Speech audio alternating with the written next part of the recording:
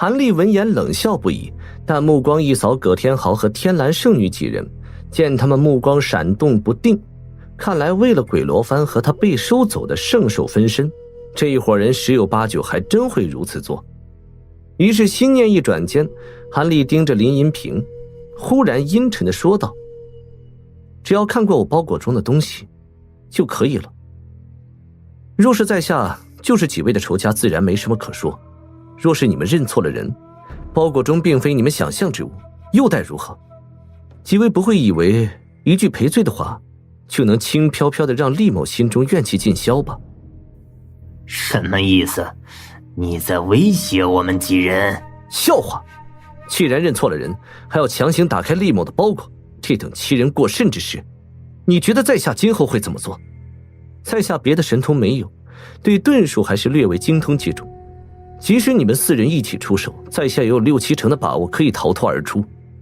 但如此之后，可就别怪厉某不择手段对付贵宗和几位了。在下孤身一人，可不怕道友反过来报复。一听此话，葛天豪、林银平等人脸色微变，就连和尚和乌壁老道也互视一眼，心中同样有些嘀咕。听对方口气，此人不但是元婴中期散修，而且还是一副睚眦必报的样子。这种难缠的角色可正是各大宗门极力避免招惹的仇家。毕竟修为到了对方这种地步，若不顾身份规定肆意对宗门各界弟子出手，造成的伤害可就大多了。若是此人真精通某种遁术，那更是麻烦透顶的事情。就是出动元婴后期修士，也不一定能够及时拿下对方来。而在此之前，对方只要稍心狠手辣一些，造成的损害足够让10大魔宗也大感吃不消。故而元婴中期以上修士，即使是3大修士，那些大宗门一般都是极力拉拢，拉拢不成才尽量避免得罪。若是实在无法避免的成为了敌人，那自然只有高阶修士进出，赶紧将对方灭掉的好。葛天豪等人也是因为鬼罗帆这等宗门至宝，才会如此不客气地强行验证韩立的身份。但有一个问题，如果韩立是那夺取鬼罗帆的天男人，自然值得如此做，但若不是，那可真就麻烦大了，平白为宗门招惹一个棘手仇家。想到这里，葛天豪忍不住望了天蓝圣女一眼，林银平此女也是眉黛微皱，显然也觉得有些棘手。若是对方真的是记仇之极，以后杀向天蓝大草原大举报复，他也大感头痛。道友何必将一件小事说得如此严重？我等只不过想看看道友的包裹中东西而已。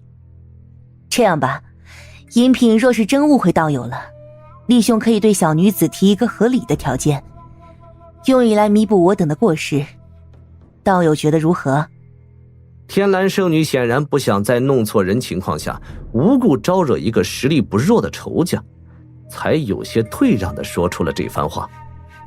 条件是要是道友愿意的话，小女子也可以直接付一笔灵石，当做无心之过的歉意。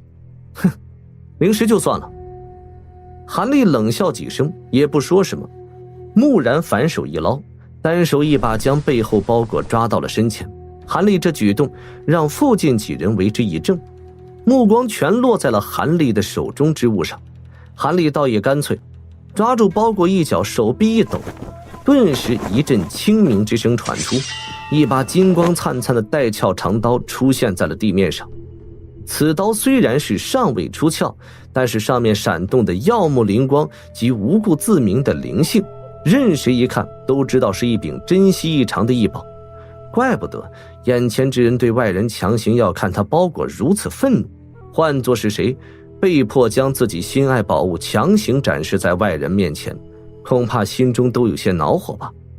林银平看到长刀，眉目中有一丝惊异，有些不敢相信地将神识全部放出，将这带鞘长刀仔细地检查了一番，终于不得不确认此刀看起来一切正常，不像被施展了障眼法的样子。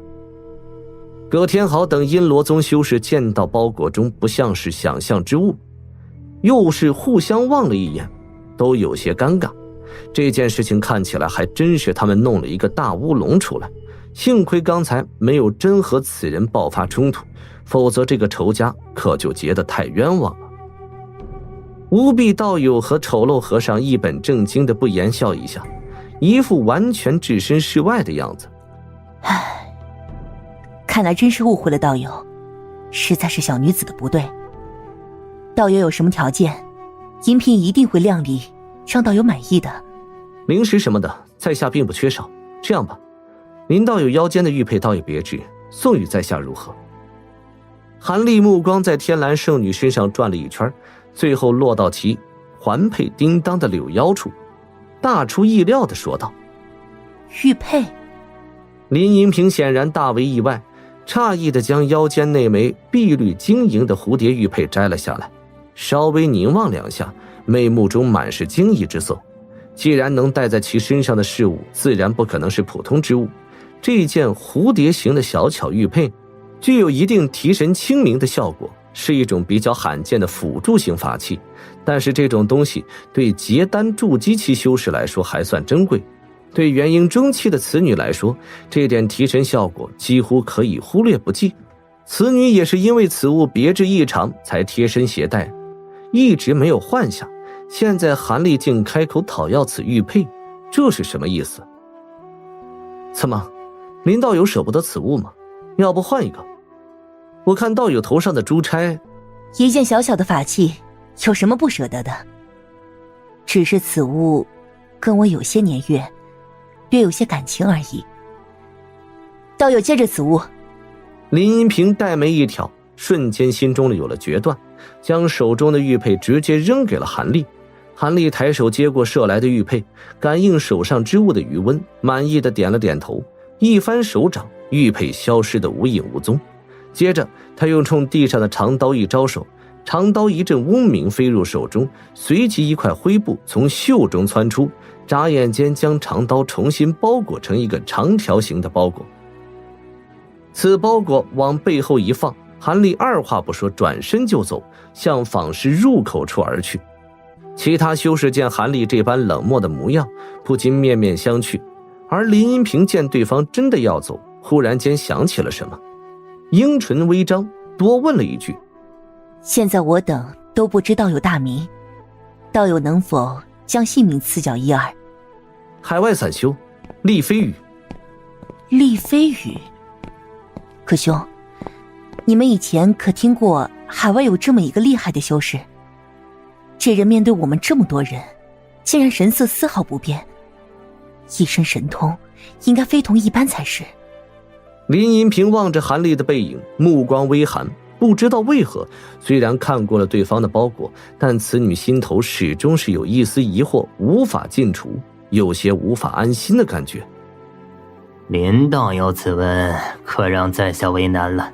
要知道，海外修士虽然也属于大晋修仙界，但和我等内陆修士一比，实际上自行一体的，也很少有修士踏足内陆腹地的。而且海外修士修为参差不齐，散修和大小势力众多，不是海外出身的修士很难知道多少海外有哪些深藏不露的大神通修士。当然最出名的海外三仙这等早就享誉海内外的高人，自然另外一说了。葛天豪虽然脸露为难之色，但还是耐心地与此女解释。听到这番话，这位天蓝圣女黛眉微缩，知道不可能再追查下去，只好将这名厉飞羽的修士暂时搁置了脑后。另一边，韩立丝毫停留没有，直接出了坊室，身形晃了几晃，人就出现在不远处的一条街道上，混在熙熙攘攘的凡人中，缓步而行起来。前辈，没想到你法力没有了，单凭神识就可以骗过这么多元婴修士的眼睛，连我在你变换洞天福地后都没有发现丝毫的异样，晚辈真是佩服至极啊。这不算什么，当你也将大眼诀后3层练成后，同样可以近在咫尺地将对手玩弄于股掌之间的。若是本身就精通幻术的话，灭杀低阶对手于无形间也并非难事。这倒也是，前4层的大眼诀就已经如此厉害，若能全部练成，我也无法想象神识会强大到何种程度。可惜前辈虽然给了我第4层的口诀，在下却一直没有时间正式修炼。哈哈，你的灵根资质虽差，但似乎在修炼大眼诀上资质不错的样子。再加上还有养魂术这种奇物可以滋养神识，将大眼诀全部修成，并不会比老夫当年慢到哪里去的。希望如此吧。不过我有些不明白，前辈为何会让我想方设法取对方贴身的一样事物？难道前辈有什么另外的想法不成？哼，你说这位天蓝圣女为何会出现进京？以后会轻易放过你吗？此女还能为何？多半是为我进入大晋。我将突兀人的圣手分身和那件古怪小鼎一起都带进了虚天鼎中，这位天蓝圣女怎么可能轻易放弃？以后多半还是要四处在大晋寻找我。不过此女竟会和阴罗宗的人搅到一起，看来以后的麻烦可不小。这就是了。我昔年曾修习过一种感应珠的炼制之法，可以借助对手气息，在100里内感应到对方的存在。以后只要此女一进入你100里之内，就会对你进行警示，还能大概指出对方的方向所在。这样的话，此女以后对你有什么不利，你也可以提早做些应对了。但是此物的效果不会持续太久，大约年许时间就会渐渐失效的。不过这点时间足够你在进京的日子里暂时小心此女了。原来如此，多谢前辈为晚辈考虑的如此周详。老夫不是为你着想，只是不想你在替老夫炼制魁偶出来之前，大意出什么意外。韩立闻言微微一笑，人也没有多说什么，突然方向一改，走进了附近的一条巷中，人东一转西一拐，竟到了一个孤零零的破弃荒落院子前，附近寂静无一人。韩立这时停下脚步，脸色阴沉。